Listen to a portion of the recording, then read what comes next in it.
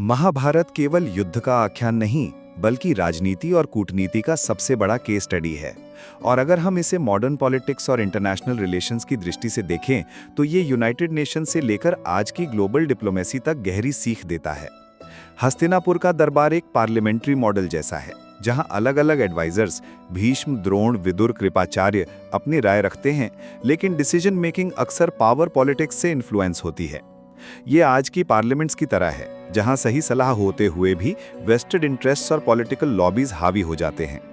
Duryodhan power hungry ruler का उदाहरण है, जो किसी भी कीमत पर थ्रोन चाहते हैं।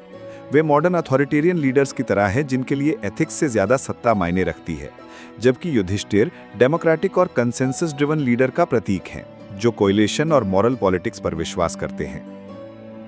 शकुनी डिप्लोमेसी और मैनिपुलेटिव फॉरेन पॉलिसी का सबसे बड़ा एग्जाम्पल है। उनकी strategy divide and rule, miss information और लॉन्ग टर्म मैनिपुलेशन जैसी है, जो आज के जियोपॉलिटिक्स में अक्सर सुपर पावर्स अपनाते हैं। कृष्ण मॉडर्न स्टेट्समैन और मास्टर डिप्लोमैट हैं, जिन्होंने नेगोशिएशन, स्ट्रेटेजिक अलायंस और साइकोलॉजिकल वॉरफेयर का कॉम्बिनेशन अपनाया। उनका शांति दूत बनकर हस्तिनापुर जाना और वॉर रोकने का प्रयास करना आज की यूनाइटेड नेशंस पीस डिप्लोमेसी से मेल खाता है। और जब नेगोशिएशन फेल हुआ, तो उन्होंने लिमिटेड वॉर स्ट्रैटेजी अपनाई, बिल्कुल मॉडर्न इंटरनेशनल रिलेशंस की तरह, जहां डिप्लोमेसी फेल होने पर कंट्रोल्ड वॉर इनएविटेबल हो जाता है। महाभारत में अलग अलग राज्यों के अलायंसेस भी मॉडर्न नाटो या रीजनल ब्लॉक्स जैसे लगते हैं। कौरव और पांडव अपने अपने अलाइज जोड़ते हैं। ये इंटरनेशनल कोएलिशन बिल्डिंग का क्लियर रेफरेंस है। युद्ध में न्यूट्रल स्टेट्स भी थे, जैसे बलराम, जिन्होंने दोनों पक्षों के बीच न्यूट्रलिटी अपनाई। ये मॉडर्न जियोपॉलिटिक्स में स्विट्जरलैंड या नॉन अलाइंड मूवमेंट का उदाहरण है। महाभारत हमें ये भी सिखाता है कि इन्फॉर्मेशन और प्रोपेगेंडा युद्ध में कितना महत्वपूर्ण है, जैसे जयद्रथ की मृत्यु के समय सूर्यास्त की अफवाह फैलाना। ये मॉडर्न मीडिया और साइकोलॉजिकल ऑपरेशंस की तरह है।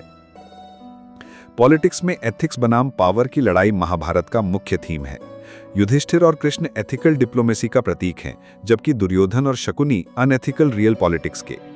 मॉडर्न इंटरनेशनल रिलेशंस में भी यही डिलेमा है कि क्या एक नेशन को केवल नेशनल इंटरेस्ट देखना चाहिए या ग्लोबल एथिक्स भी निभानी चाहिए। Mahabharata succession politics, throne legitimacy और डायनास्टिक कॉन्फ्लिक्ट्स का डिटेल्ड केस है, जो आज भी वर्ल्ड पॉलिटिक्स में दिखाई देता है, जहां डायनेस्टीज, मोनार्कीज और रूलिंग फैमिलीज सत्ता के लिए संघर्ष करती हैं। वॉर आफ्टरमैथ में शांति स्थापित करने के लिए युधिष्ठिर का कोरोनेशन और राजसूय यज्ञ हमें ये सिखाता है कि पोस्ट कॉन्फ्लिक्ट पॉलिटिक्स में रिकंसिलिएशन और लेजिटिमेसी बिल्डिंग सबसे बड़ा टूल होता है, जैसे मॉडर्न पीस ट्रीटीज और नेशन रीबिल्डिंग। महाभारत ये टाइमलेस लेसन देता है कि डिप्लोमेसी और वॉर दोनों पॉलिटिक्स के टूल्स हैं, लेकिन अगर डिप्लोमेसी में विजन, एथिक्स और इंक्लूसिविटी नहीं हो, तो वॉर अपरिहार्य हो जाता है। और जब वॉर समाप्त होता है, तो जीतने वाला भी घायल रहता है और हारने वाला भी नष्ट। यानी मॉडर्न पॉलिटिक्स का अल्टीमेट ट्रूथ यही है कि सस्टेनेबल पीस केवल न्यायपूर्ण डिप्लोमेसी से ही आ सकती है।